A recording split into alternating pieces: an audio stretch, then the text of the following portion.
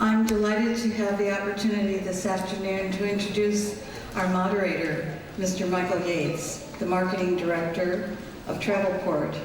As Marketing Director, ABAC for Travelport, Mike manages the brand reputation and commercial marketing plans of one of the world's major travel distribution companies across the region. Travelport owns and operates Galileo, WorldSpan, and Apollo GDS platforms, as well as GTA and 48% of Orbitz.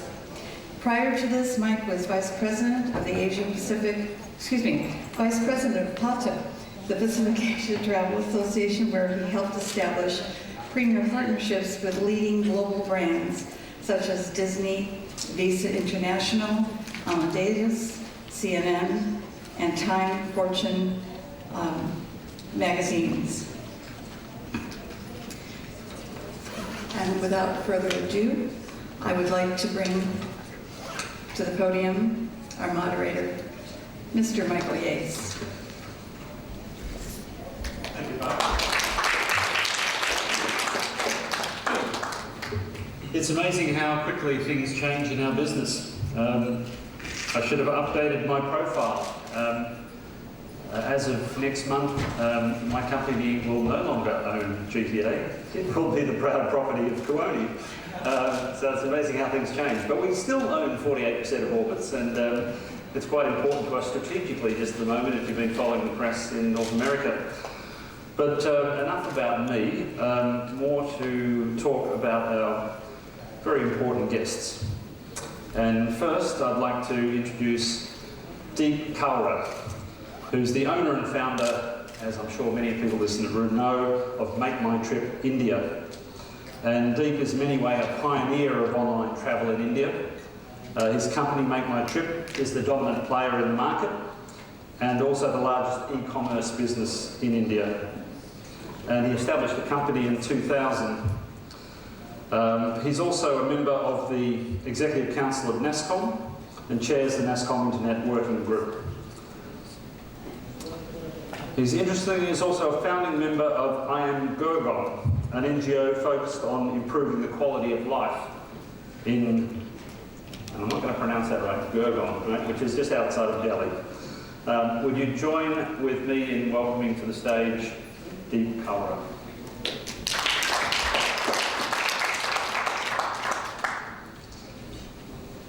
Our second panellist today is Minh Phan, the Executive Director and Chief Executive Officer of Ctrip.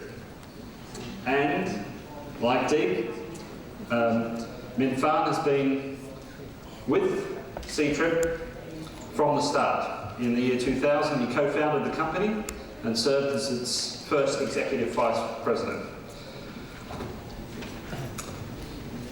Ctrip has seen remarkable growth and is clearly the dominant player in the China market. And in fact, it was the only travel services company listed on the Forbes 2010 Most Valuable China Brand Survey, where it ranked 33. And there is a lot more that we will find out about this man over the next 60 minutes. So can you join with me in welcoming to the stage Minh Phan.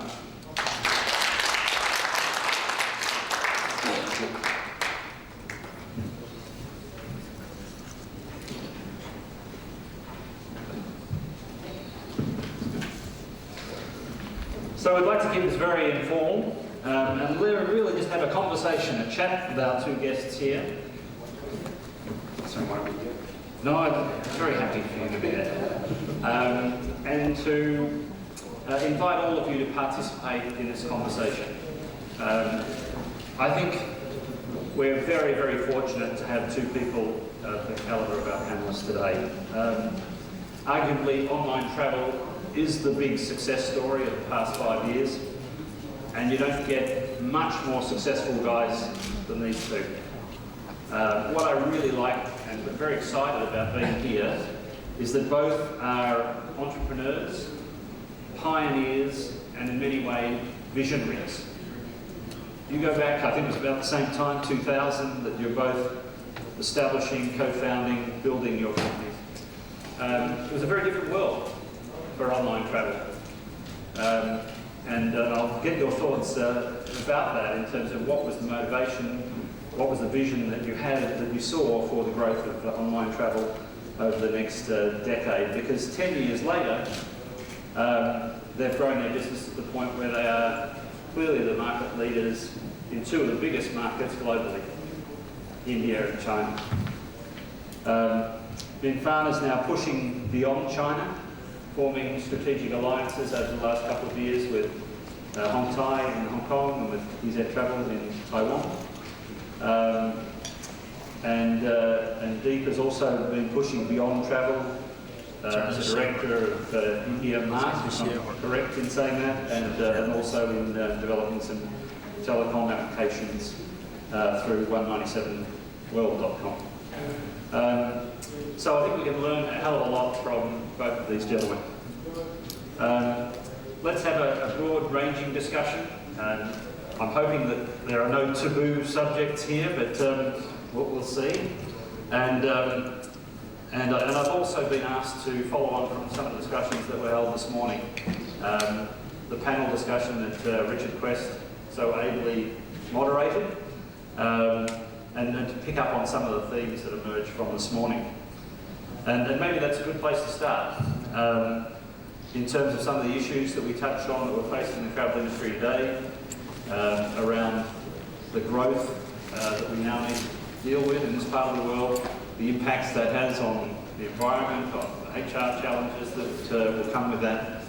So perhaps if I could start there, gentlemen, from a broad point of view, maybe to start with you, Dee.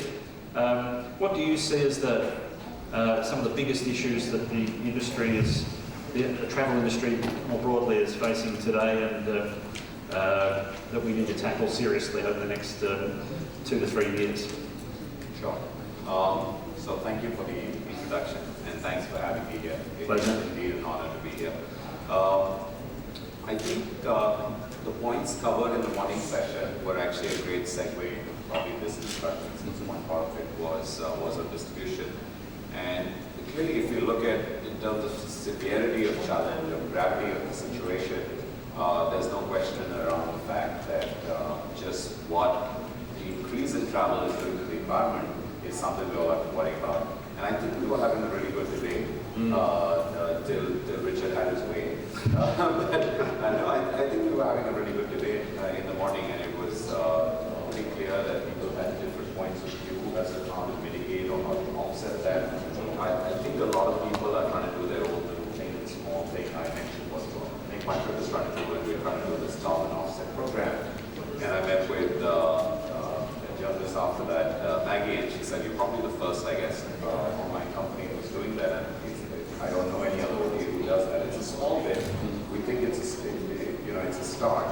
What I find very encouraging is that there are customers out there in India who's probably not as much to blame as many of the other countries around the world in terms of just sheer volume of flights, where people are feeling that yes, we'd like to do this and we'd like to offset the carbon footprint we're going to make by taking that flight. Tax is something we need to think about, because it's obviously, it has to be, I guess, commensurate to what the customer is willing to pay and who should be bearing the cost of it. I don't think I have the solution. I don't think anyone has the solution, but it definitely merits a debate, which is probably going on next door. So that's probably serious challenge number one, for which we have enough time to wonder and I think come to the right solution that we all have to play our part. Can I pick you up on that just for one moment? Because it was a very interesting discussion we had this morning. And Richard asked the question, how many people, because I think you'd argued it was a percentage, it was 2.5%. How many people in the room had ticked the box for paying for the offset? And there was a small number of hands went up, and whether it was an argument of whether it was 2.5% or not. I think another way of asking the question would be, if the opportunity was there for you, would you tick the box? Because quite clearly, in a lot of instances, people don't have the option. And I think if it went to motivation, and it was a very simple and easy thing to do, and I think by putting it into the booking process for online travel, I think you'd find that number will grow. And do you have expectations about that growing? Sure. So I think, yes, absolutely. Like I said, we introduced this a few months ago, so it's actually very encouraging to see people put forth, go opt for this. But I think if you make a tax which is commensurate to how people are really spending, so obviously we're saying business class travelers will bear a bigger burden of the tax. It'll be commensurate to your length of travel, the kinds of equipment that you're choosing, etc., etc., etc. And if there are more, let's say tomorrow we have hybrid fuels who can power airplanes, I don't know if that's going to happen, then obviously you're going to try to offset or subsidize that kind of travel. So pretty much what's happening with cars, in a sense. And no one spoke about it, but I think this country, China, is probably doing the maximum in a sense. And I don't know the green economics of running those fast trains, the levy trains or the ones that are running at 400 kilometers an hour or whatever. But I would reckon that they are far more friendly to the environment than is an airplane, right?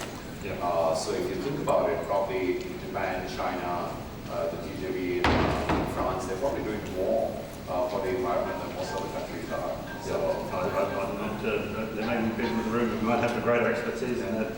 So that's clearly, I think, serious challenge number one. Yep. Serious challenge number one for us, for us as a company is how do we reach out to the large bulk of people who can afford to buy travel, but who are not online, or are going online albeit slowly, or who have challenges in their mind, who have mind blocks in terms of buying online. Security issues. Around putting in their card, or they need a little more help, they need a little more hand holding, they need, so how do we get to them? Like I said, they're probably half the population of India can afford to buy some mode of travel. A humble bus ticket, a humble train ticket, if you include train tickets, it's probably 60-70%. It's only about 4% of people who are buying travel online, and there are only about 8% of people who are online today. So there's this huge gap. I mean, we look at it like the tip of the iceberg, and so we have a whole chunk to conquer, which is the good news. So we look at it as opportunity. How to go about it is the key. So that would be obviously, I think, challenge number one for us. Okay, thanks, Nick. Minfan, challenges more generally for the industry, but then specifically for you, what keeps you awake at night? Pondering the future. I'm sorry I missed this morning's discussion. And I think in China, the travel industry, the market is so huge. And you can see right now so many big companies, even big portals, they are very interested in the travel, especially in the online travel business. But I think for the Chinese online travel market, definitely you have some challenges there. You have to overcome, or you have to set your own standard. If we especially focus on the distribution field, I think first whether your company can be really a one-stop solution marketplace for your targeted customers. I think for Siege, we are working very hard try to be one of this kind of company. But in China, for online travel industry, still I think it's a new business. We were in the business for around 12 years. So if you compare with those traditional travel agencies in China, they exist for more than 40 years. So still it's a new business. How you can organize all your products very efficiently and very, you can cover all the needs your target customer want to experience. So this is a very big challenge for those OTAs, even for Siege. And thirdly, I think it's a very big question for all the Chinese OTA operators, or even for Chinese big internet companies, whether your company is a trustworthy company. whether people can believe in your integrity, can believe in your what they saw and what they buy. You know, it's a virtual world. So it's very easy to be cheated online. So I think whether the company can establish a very strong branding and very firm commitment on your service, on your products, and whether your company can act as what what you said, your integrity is there. So I think those are very big challenges for OTA in China. Well, you're doing something right. Fritz from CUNA gave you some credit this morning when we were having a debate about whose responsibility is to look after our customers in terms of crisis. And he suggested that you had a 24/7 call centre for your customers to call back into in times of difficulty. So clearly you're making some headway in terms of delivering service. I'll come back to the other point you made about personal contact, because I think it's an issue particularly relevant in this business across Asia, in some other markets. But just before I do that, I'd just like to ask you a couple of questions about the markets you operate in. China, a lot of speculation that the market's overheating, that we're about to hit a bubble in terms of the economy. What are your thoughts right now in terms of how China is performing as a market?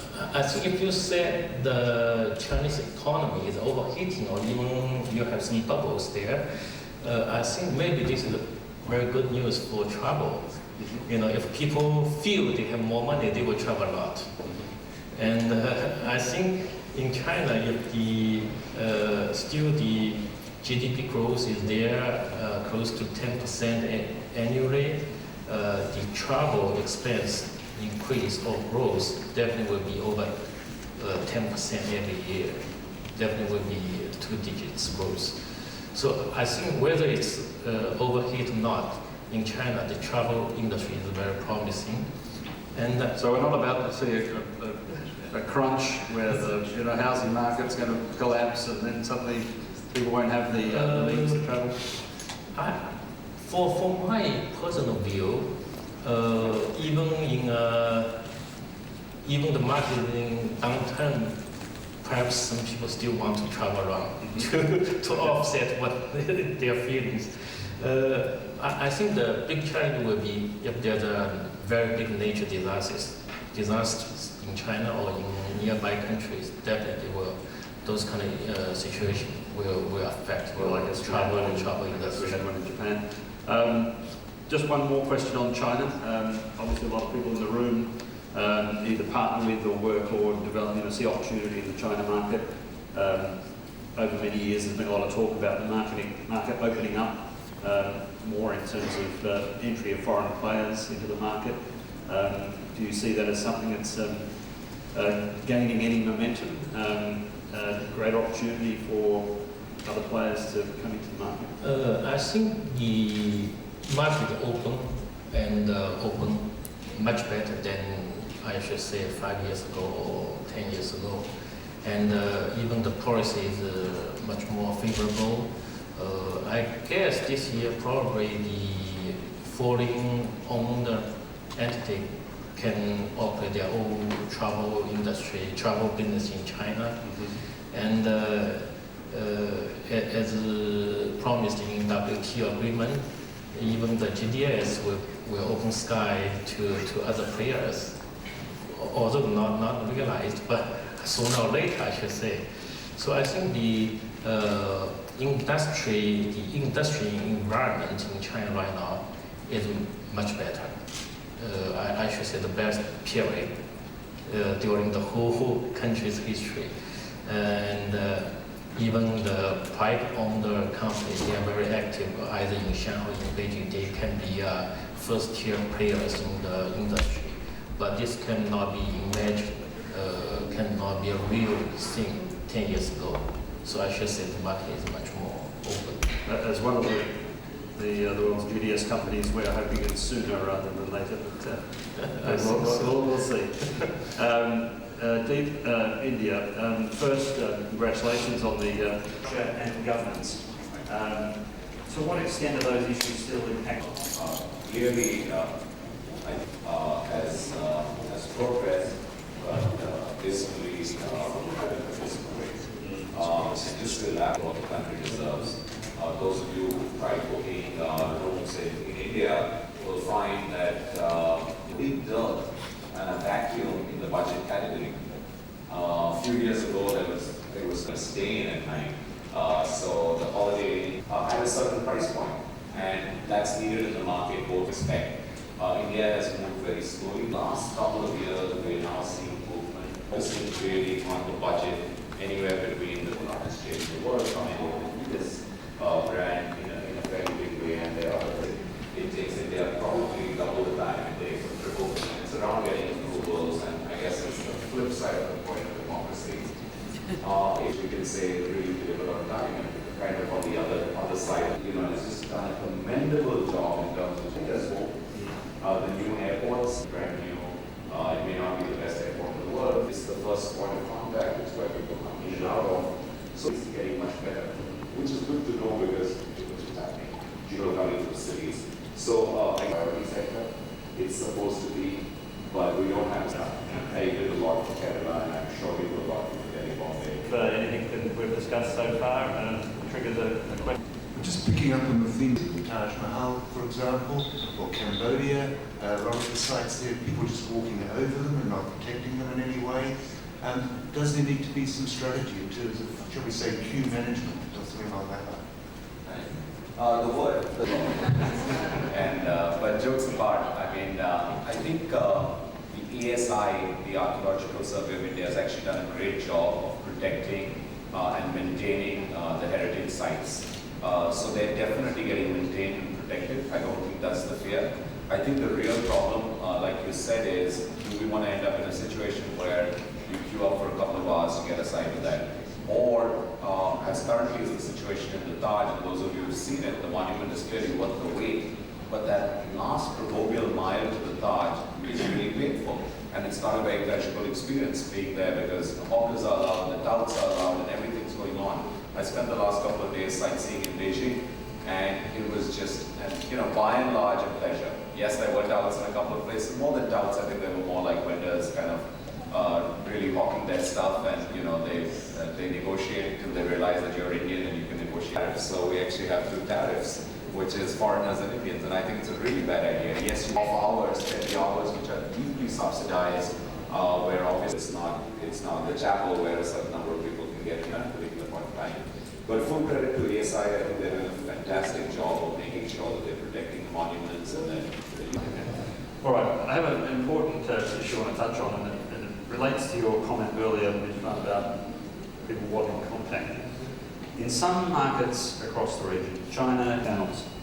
Why is that? And I wonder if it's related to your comment earlier about needing personal contact. Yeah, I think in Hong Kong it's a very rare cases even in the world. Around the corner they found a travel agency there. So that that killed the opportunities for those startup of OTA, because any other OTA when you start you cannot be so convenient as the traditional one. And also I think even in Hong Kong, somewhat like in China, people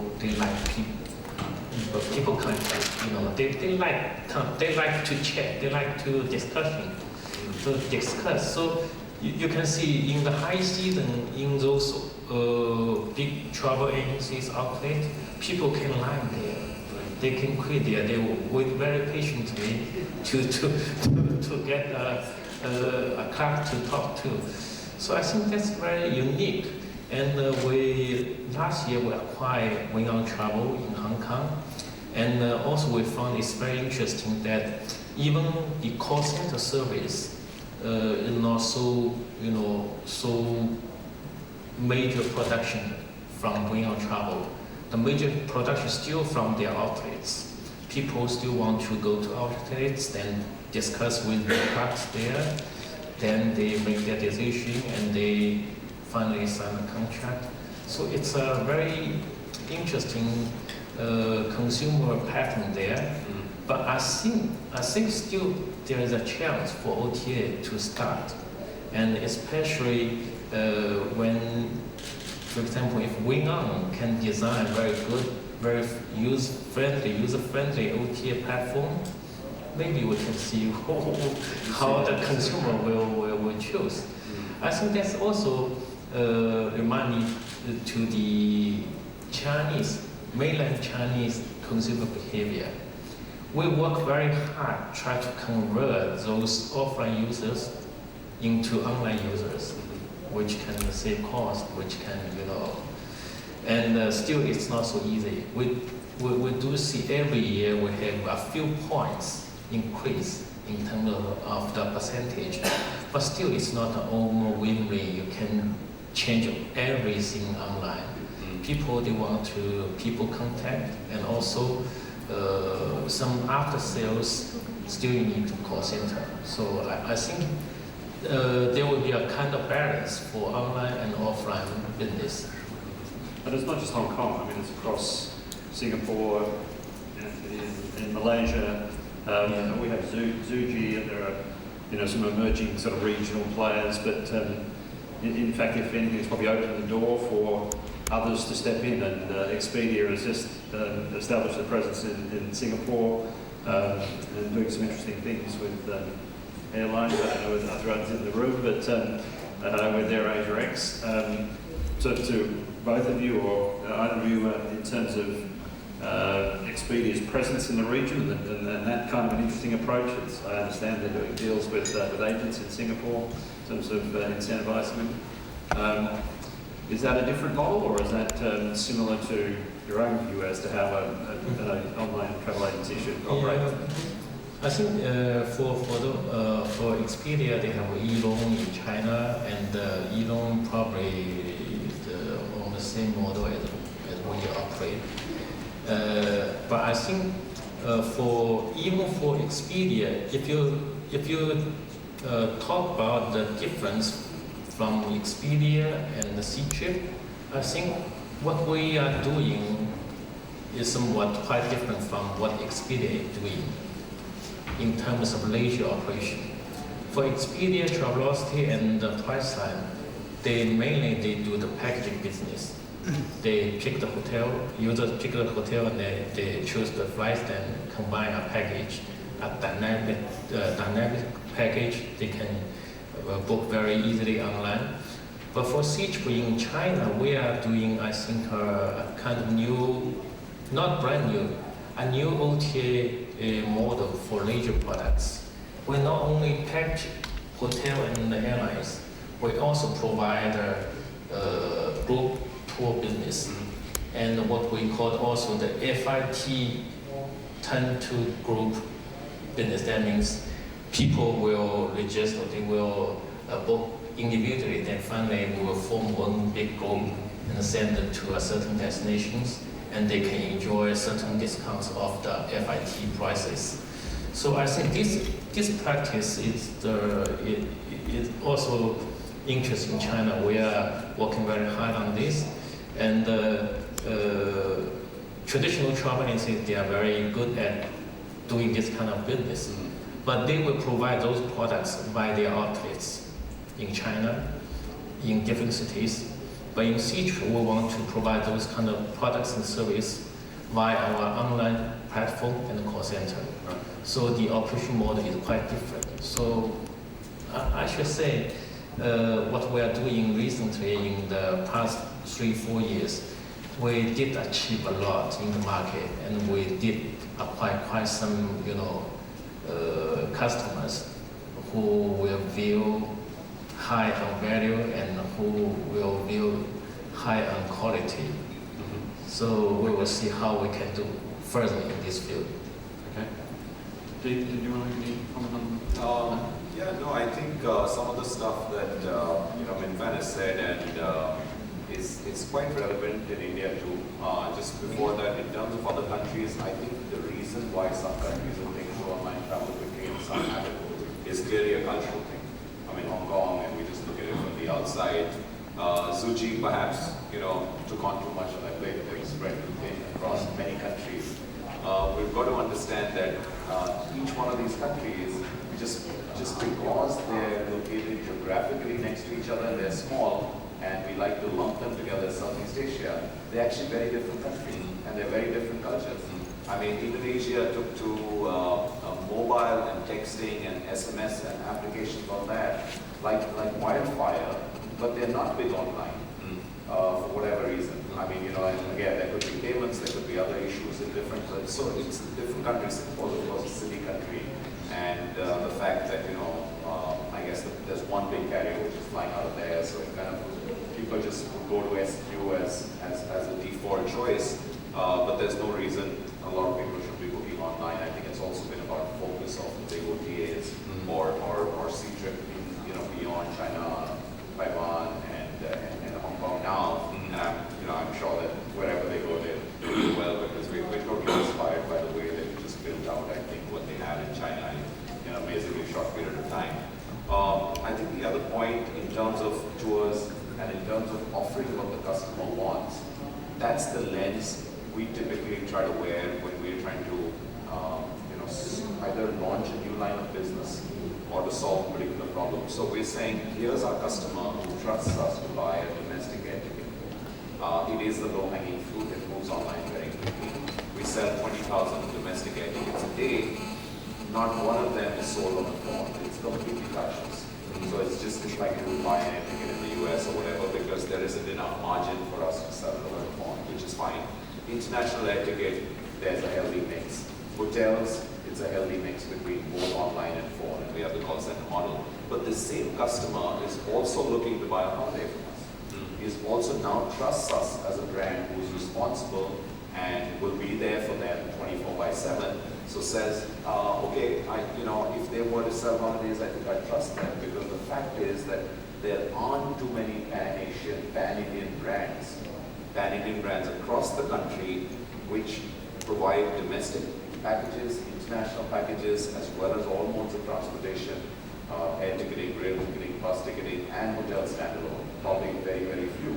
So there's a great opportunity to be a full service provider.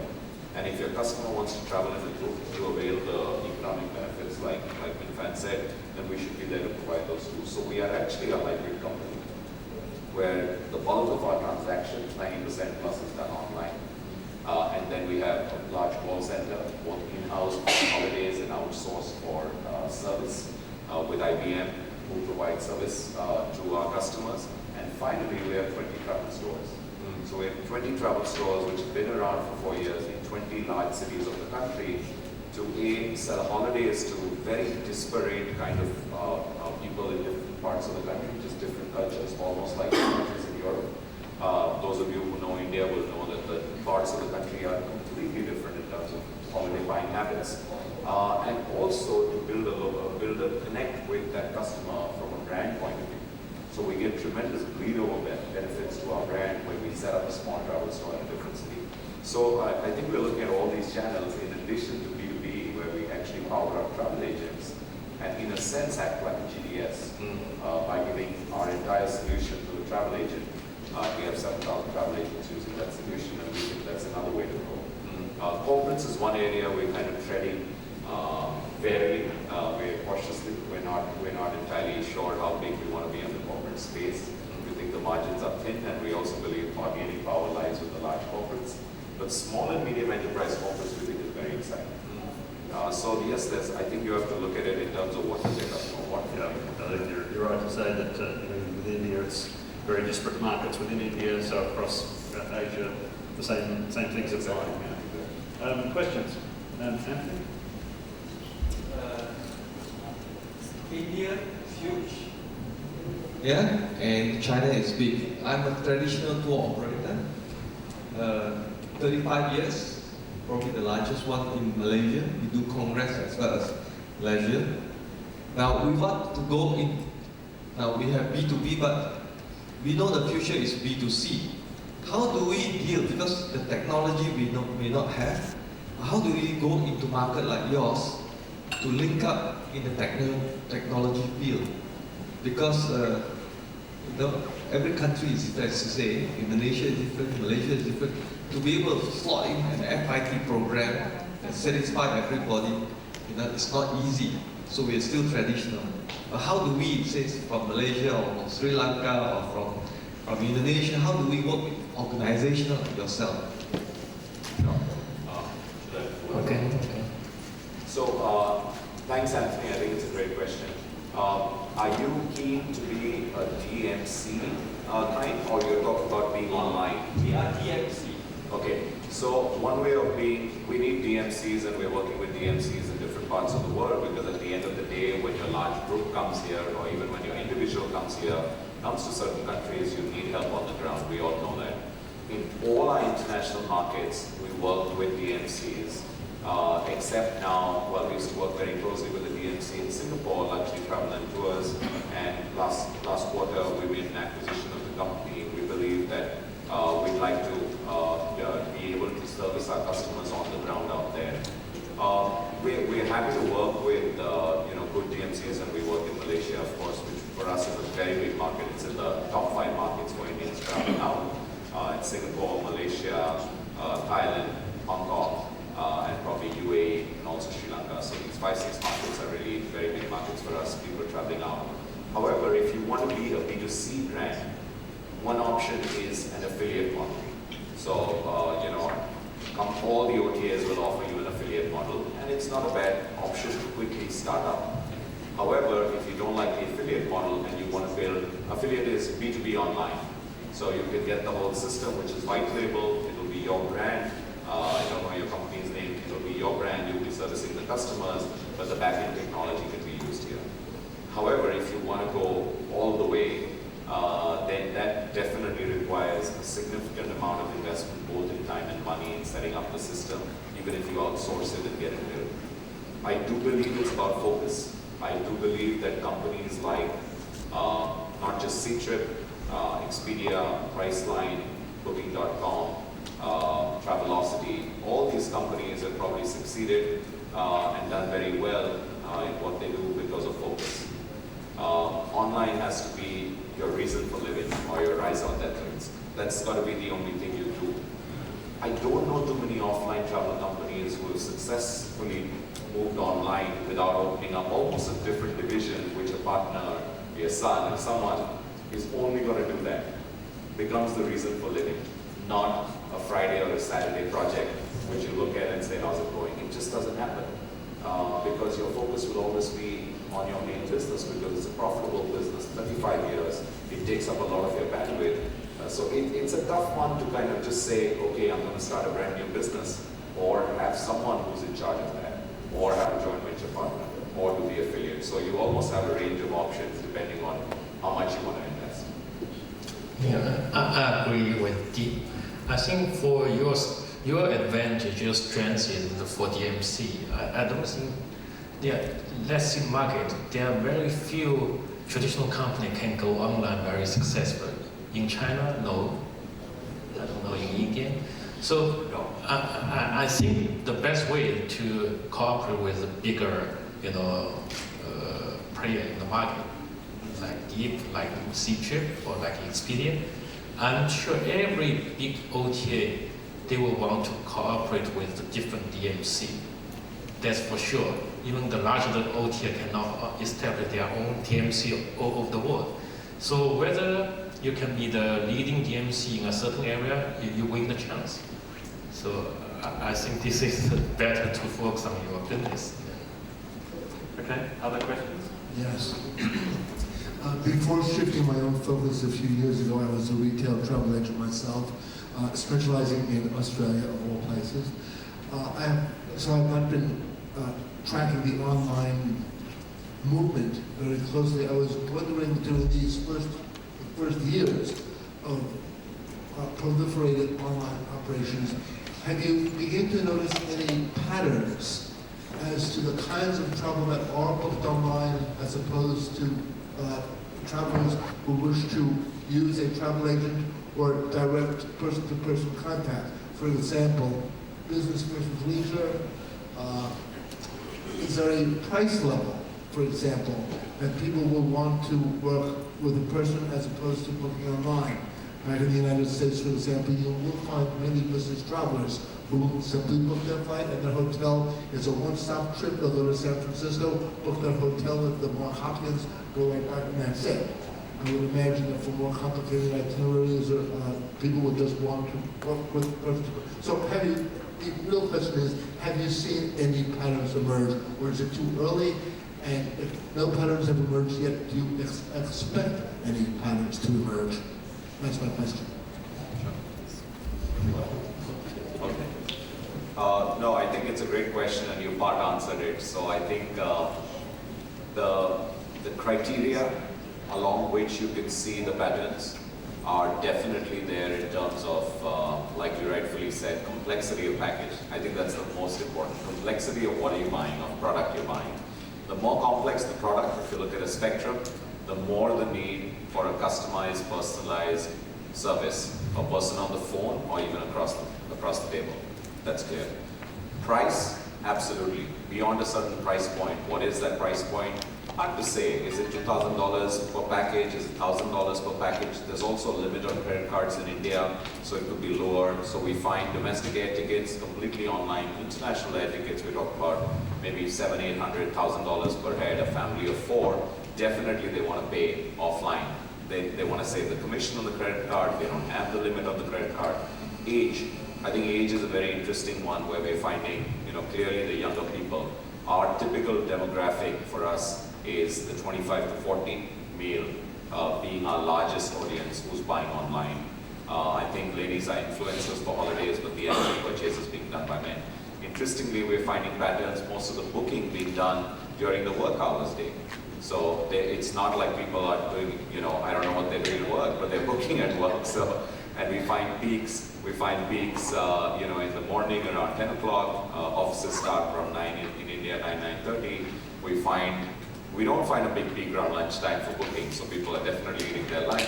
And then late evening, before leaving for work, there's a lot of booking going on there. So we look at that, that's typical activity. Weekends definitely is down. So Sundays is a very lean day, so, again, supports exactly the hypothesis. We also find a demographic around cities that people are booking from. Initially, it was largely metro cities, the large cities, moving into tier 2 and tier 3.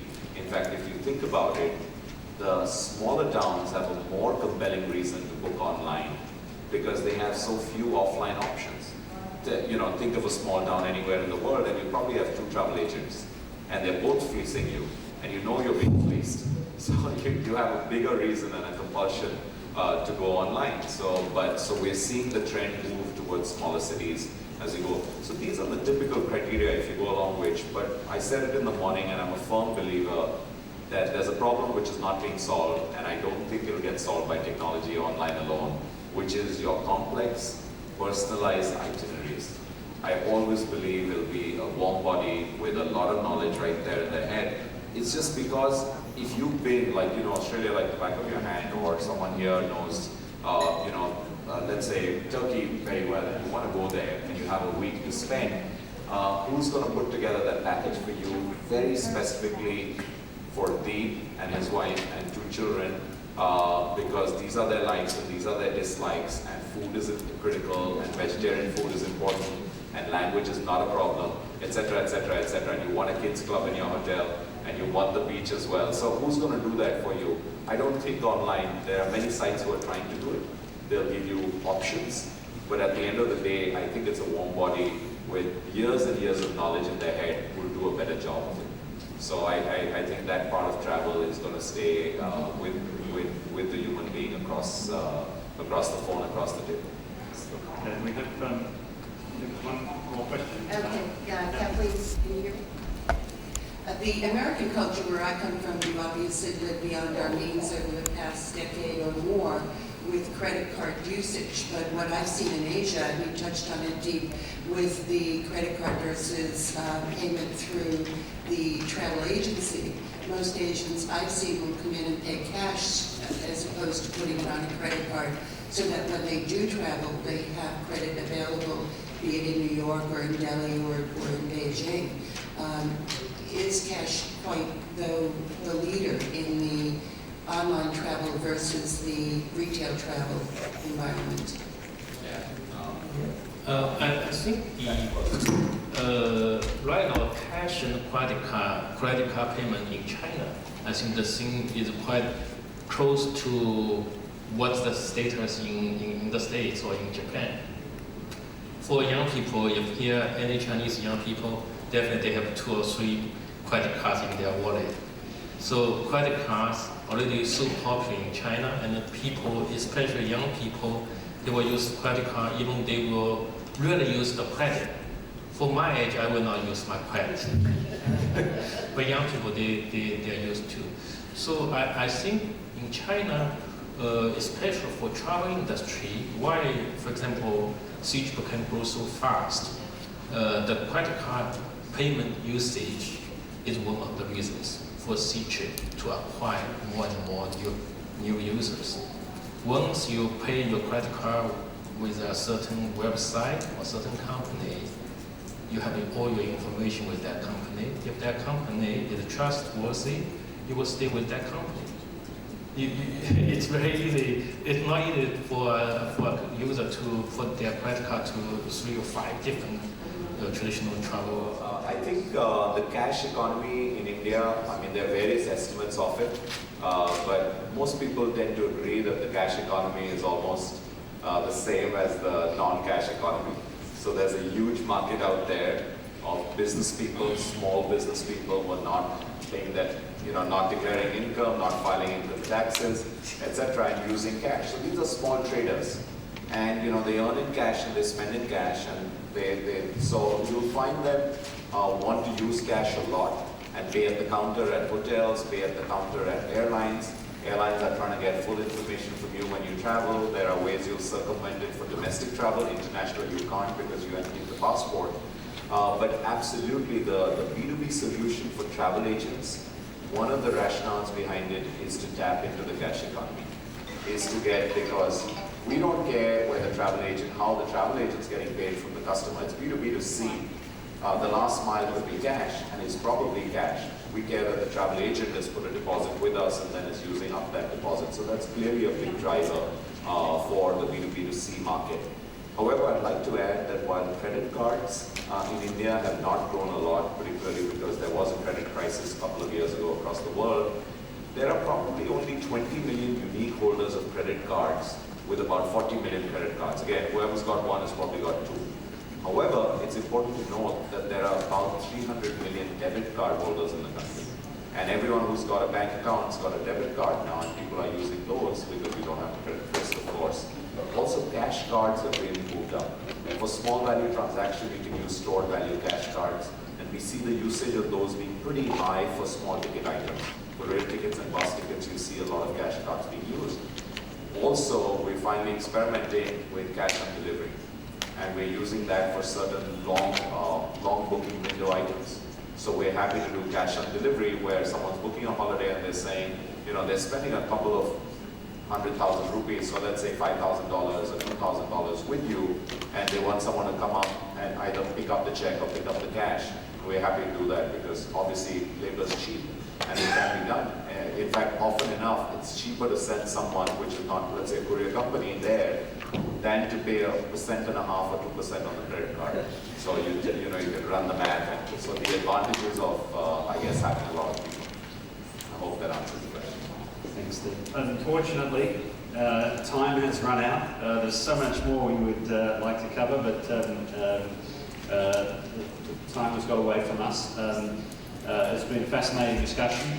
Thank you both, gentlemen, for your insights. I'm sure we've all learned a lot from your experience and your success in driving the business online. If you join with me in thanking our 2 guests, Lin Fan and Deep Kaura, thank you very much for being with us today.